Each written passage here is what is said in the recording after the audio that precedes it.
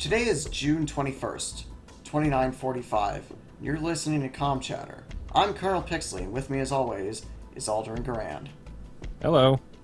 On the show today, we have the famine in the Fora system, a bit of an update on the Goldfinch incident, a bit of details on the recently appearing Vandal bomber called the Void, and then I'm going to go off on the plain truth, because Parker Terrell said something really, really stupid.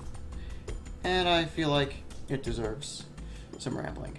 So, all that and more after the jump.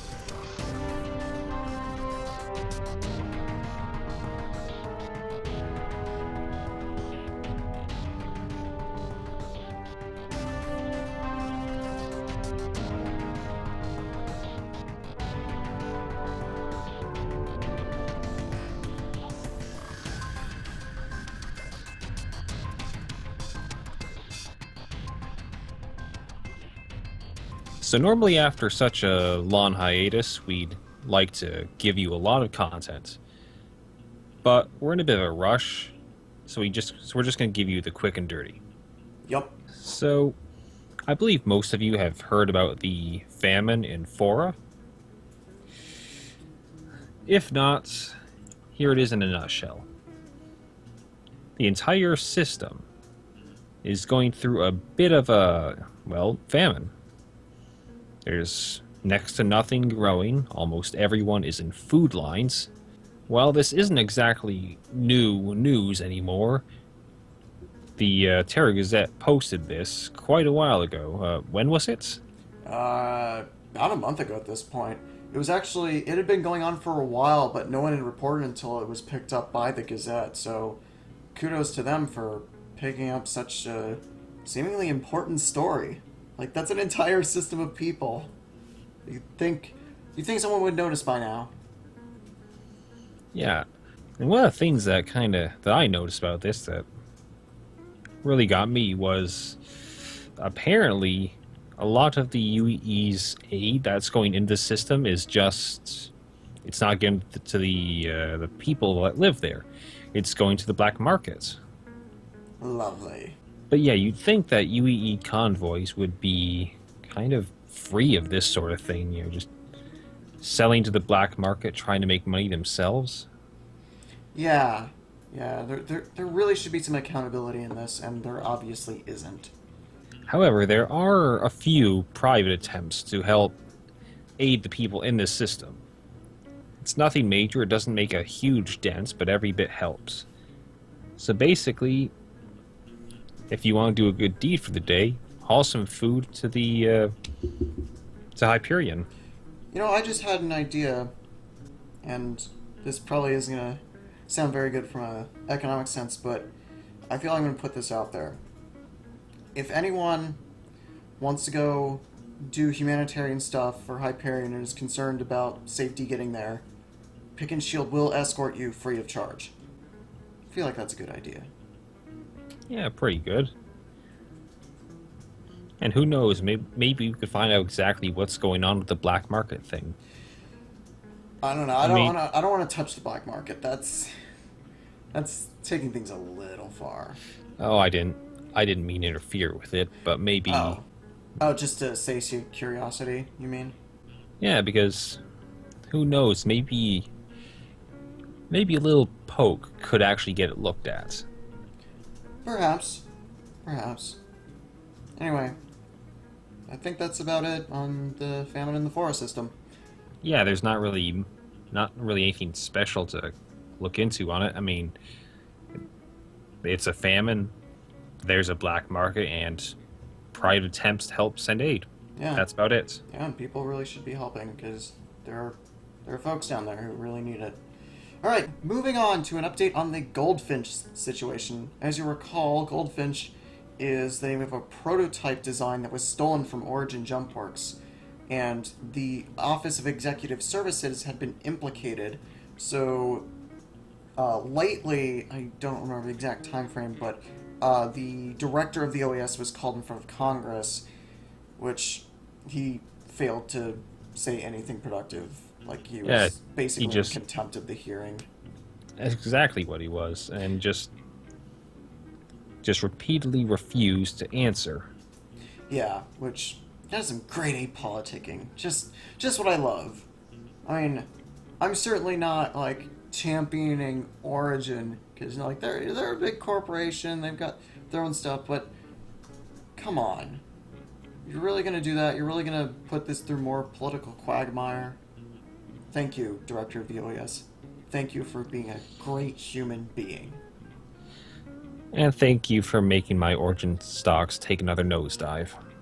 Ooh, I forgot you had stock in them. Yeah. Yeah, I moved what little I had to Anvil instead once I swapped to Hornet.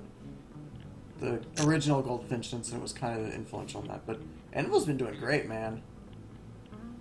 But obviously you don't want to come out at a loss. Anyway, moving on. So there's been a bit of a sighting. Most people are aware of the Vanduul scythe for various reasons, whether it's blading or just being the most common fighter that the Vanduul use. Or the primary enemy and arena commander. Indeed. And there's also been some sightings of the glaive, which is basically a heavier version. Yep. However, we now know of a Vanduul torpedo bomber, or heavy bomber. Basically, their equivalent of the Retaliator. And man, this thing is scary. Yeah, I mean, if that thing had any more points, it would win. It would win all the sports because of how many points it has. Like, I didn't see anything like that in my time fighting Vanduul. The fact that they have that sort of stuff now is kind of concerning. Because that sounds like exactly the sort of thing that would take out Bengal carriers, which are kind of our primary force against the Vanduul, as I recall. It would take a lot of those to take out a Bengal, but You know, but definitely. Handful of good shots. I mean, theoretically, a Retaliator, with a good escort could take down a Bengal if they got some good shots in. Again, theoretically, I don't think we've ever seen a Retaliator try to take on a Bengal. Fortunately. If they did, they'd have a really bad day. But man, just look at the thing. Looking at the pictures I've got pulled up right now, I see 4 pretty big turrets, and it appears to, in addition to its bomb load, have 2 huge forward-facing lasers. Yeah, I mean, let's see. Those are just guesses. We don't actually have proper whatever specs, they just are. Speculated. Because the images we have don't have any proper skeleton. What's up? There actually are some speculated stats for this thing. Oh. 124 meters long, 90 wide, 33 high. An equivalent power plant of 4 engines, like tier 5 engines, thrusters, and 10 tier 3 maneuvering thrusters. That's a lot of thrusters. Quite. Size 5 shield. Fast. There's 3 of those big guns. Electron cannons, although we don't know exactly how those work, if they're just like typical energy weapons, or if they might be similar to what is it? The sucker punch that saps? That'd be the sucker punch distortion cannon. Yeah, that it does primarily shield damage. I don't know. I don't think I've ever heard of an electron cannon before.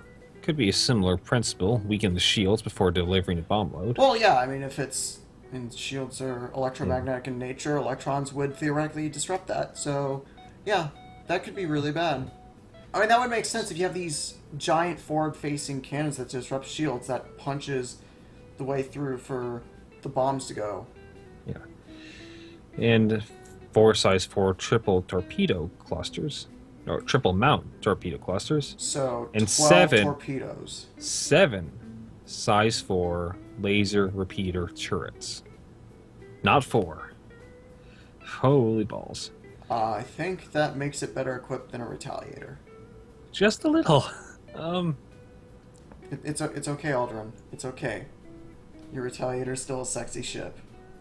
It will still serve us well. And I am still gonna run from this thing. Yeah, as I give in any show we do, where we talk about the Vandal, if you see any Vandal ship, please leave the system as soon as possible. Don't, not even, oh, finish what you're doing and then leave. Just leave immediately. Don't fight them. Don't fight them. Alert the authorities. Let them handle it. Don't ever go near them. Unless you're a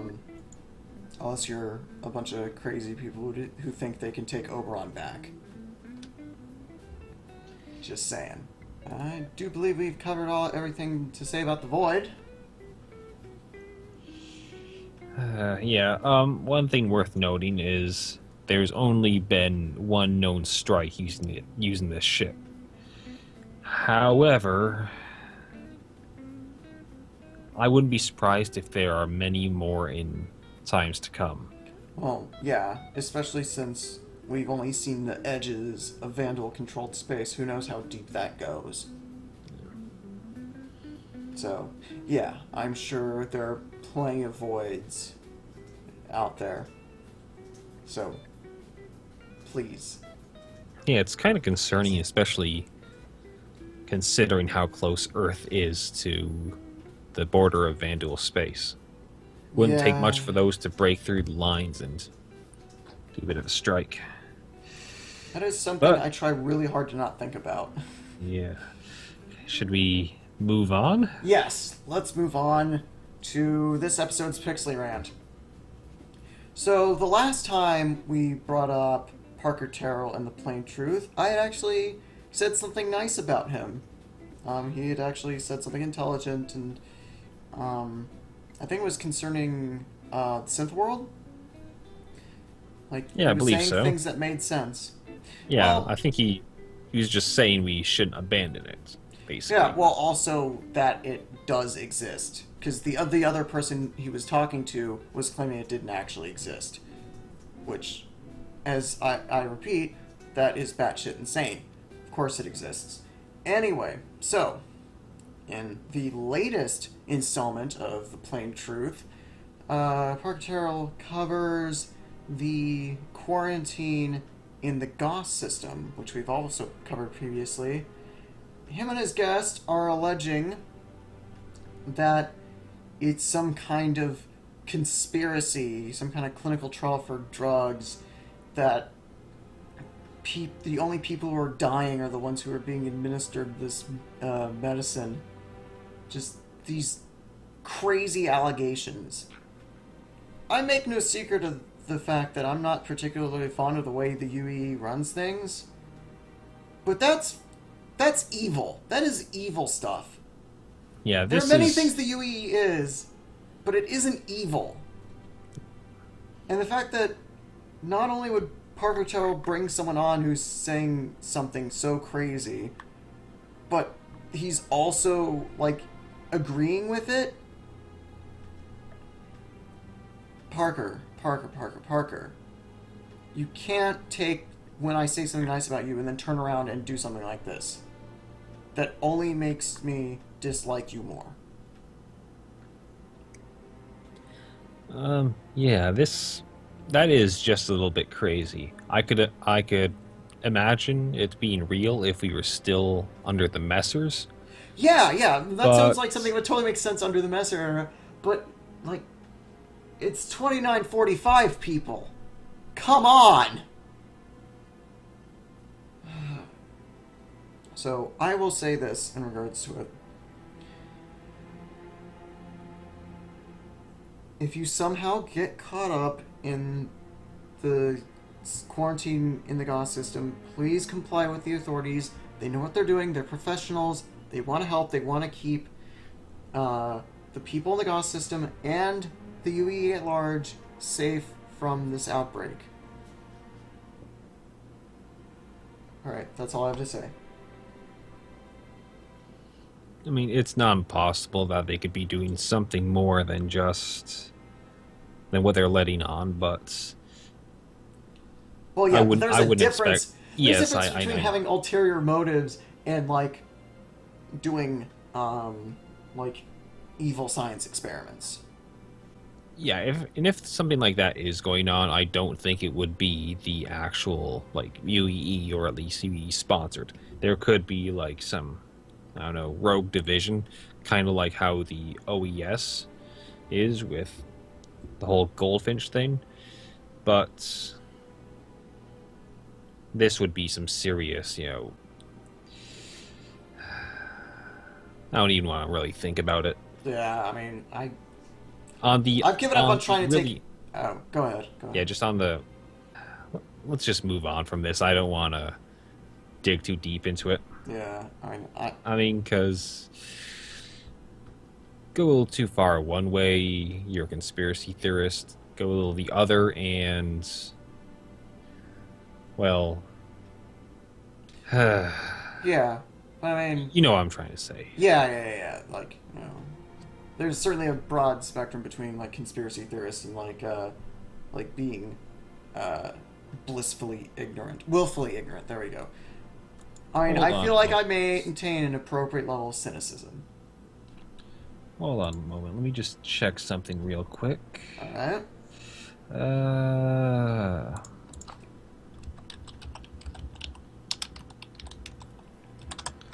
I just, I was just thinking. Right now, the only system they're quarantining is Goss, and I can understand because that's sort of the center of this. Yeah. But what about the appearance of the disease in the castle system? Well, weren't there also a few people quarantined as they came into Terra? I seem to recall that Maybe. happening. But yeah, it had shown up in the castle system. You're right. Yeah, you're right. There were a few that were So yeah, quarantined, but they were monitored for a limited time and yeah, the then 21-day released. period. Yeah, yeah. I feel like if there were something sinister going on, allegations would have also come from other places where this sort of stuff has gone on. Yeah. So, yeah, Parker Terrell has been and will continue to be full of crap. All right, let's take this one home. We'd like to thank everyone who makes this show possible. Ship manufacturers, all the wingmen out there, and of course, Senate Van Ryn for inspiring us, and of course, all of you for listening and supporting us. If you'd like to contribute to the show, either by suggesting content, providing feedback, asking us a question, or perhaps even appearing on the show, please shoot us an email at pickandshield@gmail.com. As has been the case with all of our previous guests, you don't necessarily have to be on our side of the conflict involving piracy, but it would be nice to have one of those, someone on our side for once. So, yes, that's pickandshield@gmail.com. This is Colonel Pixley and Alderin Grand signing off. Comm Chatter now has a new home. We've decided to build a website to bring all Comm Chatter content to one place. You'll still find Comm Chatter on our usual channels, that being YouTube, SoundCloud, and iTunes, but now you can find everything relating to Comm Chatter at one place at commchatter.net. At this point in time, the website is still a work in progress, but it's functional. There is also a form you can fill out if you want to comment on a show or anything, or if you want to join us as a guest. Yep, that goes directly to the pickandshield@gmail.com email address, so we will see it. Thank you.